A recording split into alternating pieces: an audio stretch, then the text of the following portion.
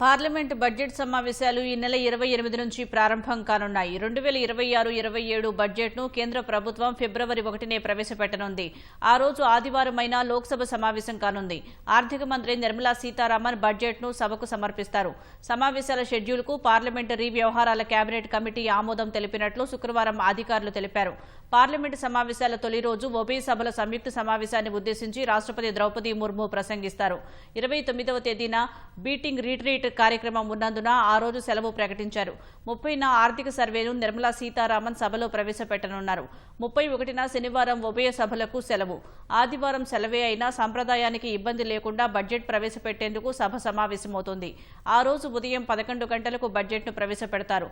తదుపరి రోజుల్లో రాష్ట్రపతి ప్రసంగానికి ధన్యవాదాలు తెలిపే తీర్మానం, బడ్జెట్పై చర్చించి 13న తొలి విడత సమావేశాలను ముగిస్తారు. ఆ తర్వాత బడ్జెట్ పద్దులపై పార్లమెంటు స్థాయి సంఘాలు అధ్యయనం చేసి నివేదికలు తయారు చేస్తాయి. అనంతరం మార్చి 9 నుంచి ఏప్రిల్ 2 వరకు జరిగే రెండో విడత బడ్జెట్ సమావేశాల్లో శాఖల వారీగా చర్చించి ఆమోదిస్తారు. 16వ ఆర్థిక సంఘం సిఫార్సుల నివేదిక ఈ బడ్జెట్ సమావేశాల్లోనే ఆమోదం పొందే అవకాశం ఉంది.